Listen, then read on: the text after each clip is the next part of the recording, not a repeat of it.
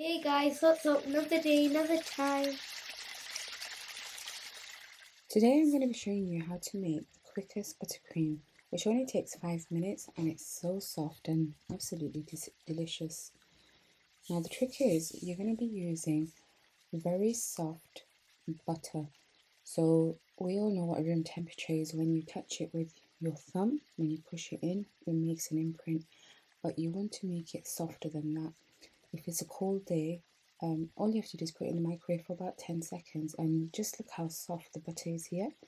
You're going to whip the butter for approximately 1 minute and then make sure you scrape the bowl, and then we're going to get our icing sugar. Make sure it's sifted and it doesn't have any lumps, because if you have lumps that makes a big effect of when you're spreading, when you're covering the cake, or if you use it in a piping bag, especially with a nozzle, you're going to have a big disaster, because it's happened to me several times where I just thought, let's just take a shortcut, but trust me, you don't want to do that.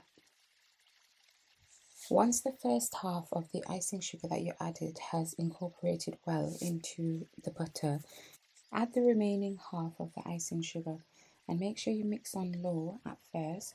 And once it's all mixed in with the butter and you can't see any more icing sugar, then you can mix it on medium to high for approximately 3 minutes. Don't forget to add this. It is key to achieve an even softer buttercream, and that is 1 tablespoon of hot water. And you add this whilst it's whipping on high. It might splat a bit, but it's only 1 tablespoon, so trust me, you will see the difference instantly.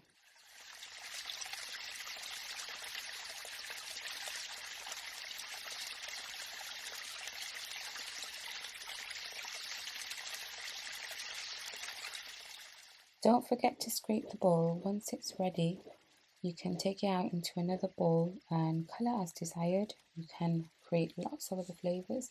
For example, you can add Nutella, you can add strawberry puree, you can add peanut butter.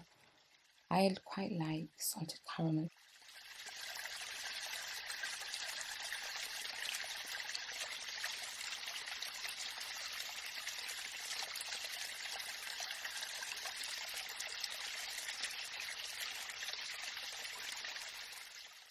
Before you color your buttercream, or before you use the buttercream, you need to take out the air bubbles.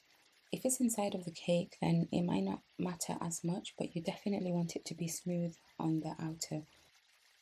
So you're going to be using an in and out motion, and you're pressing against the bowl. As you can see, I'm constantly turning the bowl, but I'm also pressing against the bowl, and I'm going in and out.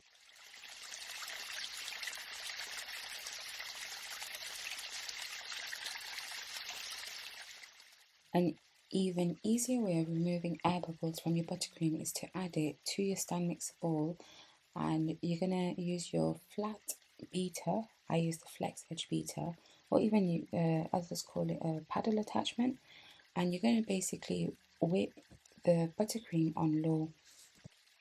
This achieves the same effect almost as we do it by hand, but obviously this is being done with the machine, and there's no effort whatsoever, and it tastes amazing, and if anything it makes it even more smoother because it's being mixed again.